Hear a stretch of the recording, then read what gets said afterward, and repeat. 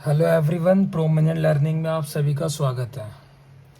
आज हम पढ़ेंगे हिस्ट्री को और एक अलग ही नज़रिए से देखेंगे हिस्ट्री को, क्योंकि सबसे जो मेन बात आती है ना कि हम हिस्ट्री पढ़ना तो शुरू करते हैं लेकिन पता लगता है कि हमको हिस्ट्री के बैकग्राउंड्स के बारे में नहीं पता कि हमको हिस्ट्री कैसे पढ़नी चाहिए।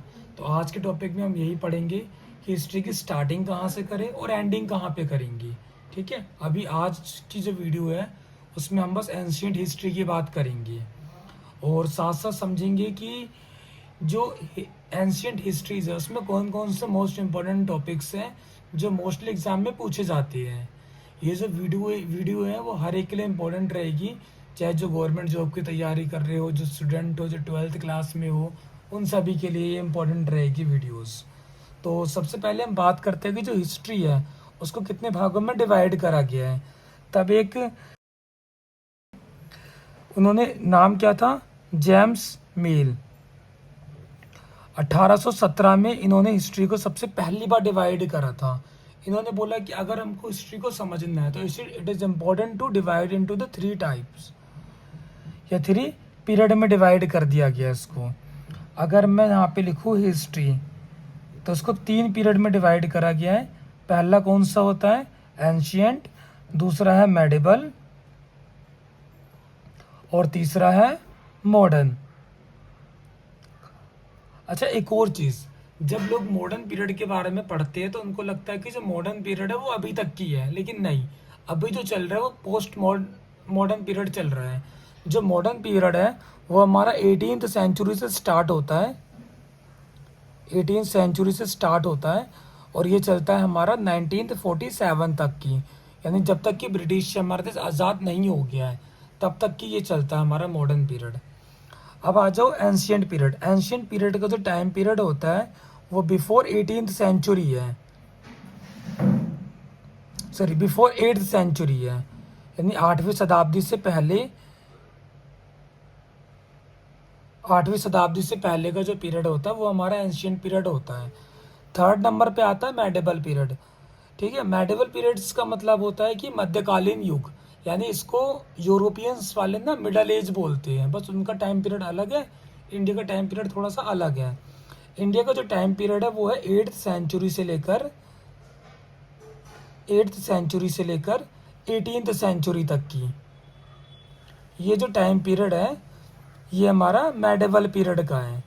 ठीक है, अब लेकिन हमको क्या पढ़ना है, अभी देखते हैं एंशियंट पीरियड के बारे में। तो हम एक ग्रुप बना लेते हैं, ऐसे नाम लिख लेंगे एंशियंट पीरियड या फिर हिस्ट्री, एंशियंट हिस्ट्री। अब इसका जो सबसे पहला जो मोस्ट इम्पोर्टेंट टॉपिक आता है वो आता है source of ancient Indian history, यानी आपको पढ़ना पड़ता है सोर्सेस के बारे में। अगर हम देखें जनरली तो सोर्स को ना हम 3 भागों में कैटेगराइज करते हैं। कितने, 3 भागों में। इसमें से सबसे पहला कैटेगराइज है वो है आर्कोलॉजिकल सोर्स। दूसरे नंबर पे क्या आता है, तो मान लिटरेली सोर्सेज आता है, यानी ऐसे सोर्सेज जिसको आप पढ़ सकते हो और उससे हमको इन्फॉर्मेशन मिलती है। एग्जाम्पल के लिए क्या है, जैसे वेदास, पुराणास या संगम लिटरेचर। ठीक है, और वहीं मॉडर्न अकाउंट्स की अगर और थर्ड क्या है, फॉरेन अकाउंट। थर्ड हमारा क्या हो जाता है, फॉरेन अकाउंट, जिसमें हम किसके बारे में पढ़ते हैं, मैगस्थनीज के बारे में पढ़ते हैं। ठीक, किसके बारे में पढ़ते हैं, मैगस्थनीज के बारे में पढ़ते हैं। अब अगर आपका सोर्सेस पूरा हो जाता है तब इसके बाद शुरू होता है हमारा प्री हिस्ट्री। ये हमारा फर्स्ट टॉपिक रहेगा। सेकंड है हमारा प्री हिस्ट्री या फिर प्री हिस्टोरिक पीरियड। इसके अंदर ना सबसे मोस्ट इम्पोर्टेंट टॉपिक्स आते हैं, क्योंकि इसमें हम पढ़ते हैं स्टोन एज के बारे में। ठीक है, इसके अंदर हम क्या पढ़ते हैं, स्टोन एज के बारे में, यानी कैसे इंसान का ओरिजिन हुआ, कैसे इंसानों ने धीरे धीरे अपने चीज़ों को सुधारना शुरू करा है। सबसे पहले फायर का जो आविष्कार हुआ, व्हील्स का हुआ, एक साथ कलेक्ट होना शुरू हो गए लोग, एक सोसाइटी में रहने लग गए। अगर आप स्टोन एज को पढ़ते तो ये सारी चीज़ें ऑटोमेटिक कवर हो जाती है इसके अंदर। ठीक है, फिर इसके अंदर ना एक और पीरियड आता है जिसको हम बोलते हैं वैदिक पीरियड। अब वैदिक पीरियड इंपॉर्टेंट क्यों है? क्योंकि जितने भी जो वेदास लिखे गए हैं, जितने भी जो हमारे ग्रंथ थे, चाहे ऋग्वेद हो, यजुर्वेद हो, सामवेद हो, अथर्ववेद हो, ये सब इसी पीरियड में लिखे गए हैं। थर्ड जो सबसे इम्पोर्टेंट टॉपिक है वो है इंडस वैली सिविलाइजेशन। ये सबसे पहली सोसाइटी थी इंडिया की। दुनिया की जो सबसे पुरानी सिविलाइजेशन है ना, उसमें इसी का नाम आता है, इंडस वैली सिविलाइजेशन। इसके अलावा चाइनीज सिविलाइजेशन हो गया, मेसोपोटामियन सिविलाइजेशन हो गया, ठीक है, ये और भी प्रोमिनेंट है, इजिप्शियन सिविलाइजेशन भी है। अब इसका जो मेन है ना, वो आपको क्या पढ़ना है, सिटीज के बारे में, जो जो इम्पोर्टेंट सिटीज है, शहर के ऊपर नाम जरूर आते हैं, ठीक है। जिसमें से जो सबसे मेन है वो कौन से है, हड़प्पन सिविलाइजेशन, मोहनजोदारो, डोलावेस, ऐसे बहुत सारे इम्पोर्टेंट है, राजगीर भी है, लोथर है, ऐसे। इसके अलावा टाउन प्लानिंग एक और सबसे इम्पोर्टेंट टॉपिक है इसका, जिसमें से क्वेश्चन आते ही आते हैं, ट्रेडिंग और स्क्रिप्ट से भी आते हैं, ठीक है। लास्ट में आपको पढ़ना है इसकी डिक्लाइन थ्योरी, कि कैसे ये धीरे धीरे करके डिक्लाइन हुआ है। अच्छा, डिक्लाइन और एंड में ना एक फ़र्क होता है। जैसे अगर आपने बोला ये चीज़ ख़त्म हो गई है, इसका मतलब है कि एग्जिस्टेंस ख़त्म हो गया है, लेकिन इधर जो वर्ड यूज़ हो रहा है वो है डिक्लाइन से। डिक्लाइन का मतलब होता है उसके कुछ शहर तो पूरी तरीके से ख़त्म हो गए, लेकिन इसके कुछ शहर जो थे धीरे धीरे लंबे समय तक चलते रहे हैं, यानी ये पूरी तरीके से ख़त्म नहीं हुआ है, इसलिए हमने डिक्लाइन वर्ड का इस्तेमाल करा है। इसके अलावा जो हमारा फोर्थ है, ठीक है, फोर्थ में हमारा वैदिक पीरियड ही इंक्लूड कर लो आप, ये अलग से भी हम पढ़ते हैं इसको, किसमें आता है ये, वैदिक पीरियड, ठीक है, जिसको लेटर वैदिक पीरियड और अर्ली वैदिक पीरियड में भी पढ़ते हैं। फिर पांचवा हमारा आता है महाजनपदास, ठीक है, एंड राइज ऑफ स्टेट्स। अच्छा, स्टेट्स में आपको जो सबसे इंपॉर्टेंट है ना, मगध के बारे में पढ़ना है। कौन सा है, मगध एम्पायर, ठीक है। आपने सुना होगा चंद्रगुप्त मौर्य का नाम, बिंदुसार, अशोक, ठीक है, ये सब यही मगध से ही, एम्पायर से, मगध महाजनपद से ही राइज हुए थे। बाद में चल के इसका पाटलिपुत्र नाम रख दिया गया था।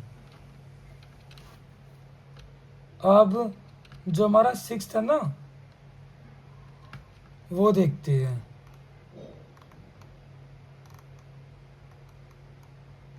एक सेकंड रुकना।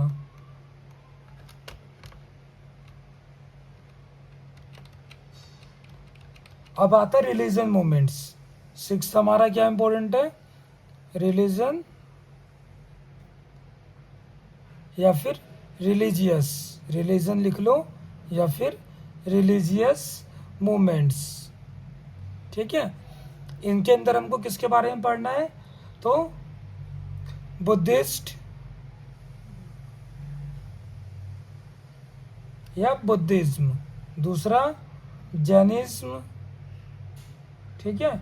और इनमें भी क्या क्या चीज़ें कवर करनी है हमको, इनकी टीचिंग्स, यानी क्या क्या चीज़ इनके आइडियाज़ थे, ठीक है, कैसे ये फैलता हुआ गया है। इसके अलावा इनकी काउंसिल्स पढ़नी है। बस अगर ये आप तीन चीज़ें पढ़ लेते हो तो भी आपने ऑलमोस्ट पूरी चीज़ें कवर कर ली है इसकी, ठीक है।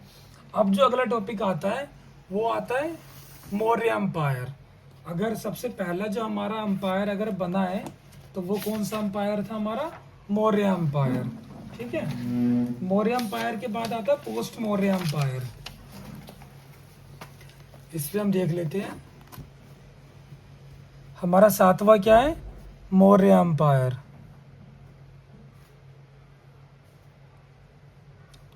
मौर्य एम्पायर। और जो हमारा एट्थ आता है वो आता है पोस्ट मौर्य एम्पायर।